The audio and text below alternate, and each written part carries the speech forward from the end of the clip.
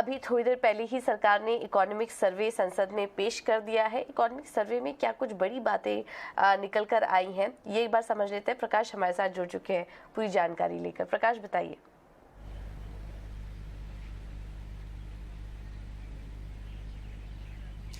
अब से कुछ देर पहले वित्त मंत्री ने संसद में वित्त वर्ष 2022-23 के लिए आर्थिक सर्वे जो है वो पेश कर दिया है। और इस सर्वे के हिसाब से अगले वित्त वर्ष के लिए जो जीडीपी ग्रोथ का प्रोजेक्शन है वो 6.5% है। चालू वित्त वर्ष के लिए जो जीडीपी ग्रोथ का प्रोजेक्शन है वो 7% है।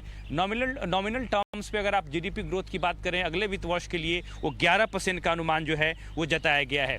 आर्थिक सर्वे के हिसाब से प्राइवेट इन्वेस्टमेंट में, प्राइवेट कंजम्पशन में तेज़ी देखने को मिल रही है। हायर कैपेक्स की वजह से आर्थिक ग्रोथ में मजबूती बनी हुई है और 6.5% के बावजूद भी भारत जो है दुनिया की फास्टेस्ट ग्रोइंग इकोनॉमी में अभी भी शामिल है।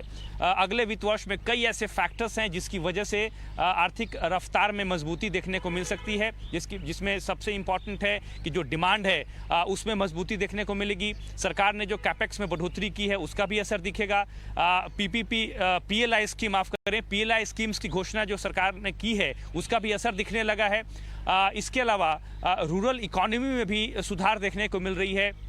कोविड के बाद जो माइग्रेंट वर्कर्स वापस चले गए थे वो शहरों में लौट रहे हैं और उसकी वजह से भी इकोनॉमिक एक्टिविटीज़ में बढ़ोतरी की संभावना दिख रही है। चुनौतियों की अगर बात करें तो आर्थिक सर्वे के हिसाब से इन्फ्लेशन अभी भी आरबीआई की जो लिमिट है उससे ज़्यादा है। आरबीआई का प्रोजेक्शन 6.8% का है, वो ज़्यादा है। हालांकि ये इतना ज़्यादा नहीं है कि ग्रोथ की रफ्तार को ज़्यादा खलल डाल सके, प्राइवेट इन्वेस्टमेंट में रुकावट पैदा कर सके। हालांकि इस बात का अनुमान जताया गया है कि यूएस फेडरल रिजर्व्स अगर दरों में बढ़ोतरी करने के फैसले को जारी रखता है, और इस बात की संभावना दिख रही है क्योंकि इन्फ्लेशन अभी भी जो टॉलरेंस लेवल है उससे ज़्यादा है, तो इसका असर आने वाले दिनों में ग्लोबल इकोनॉमी की रफ्तार पर देखने को मिल सकती है और इससे भारत भी अछूता नहीं रह सकता है। ये तमाम ऐसे मसले हैं जो कि आर्थिक सर्वे का हिस्सा है। सरकार ने कुछ चुनौतियाँ भी पेश की है। तमाम चुनौतियों के बावजूद भारत कैसे कोविड के बाद उसकी इकोनॉमिक रफ्तार जो है वो बढ़ती हुई दिख रही है। कुछ आशाएं भी हैं, कुछ चुनौतियां भी हैं। अब ये देखने वाली बात होगी कि कल सरकार जब बजट पेश करती है इस आर्थिक सर्वे के हिसाब से कौन कौन सी झलकियां जो हैं वहां पर दिखती है। बिल्कुल प्रकाश, बजट पे तो नज़र बनी ही रहेगी। आपका बहुत बहुत शुक्रिया इकोनॉमिक सर्वे से जुड़े पूरे हाइलाइट्स हमारे दर्शकों को बताने के लिए। तो जहां वित्तीय वर्ष 2023 में सरकार उम्मीद कर रही है कि 7% जीडीपी ग्रोथ रह सकती है, वहीं वित्तीय वर्ष 2024 में ये जो अनुमान है 6 से लेकर 6.8% के बीच में रहने की बात हो रही है। पर साथ ही साथ इन्फ्लेशन अभी भी एक चिंताजनक बात है।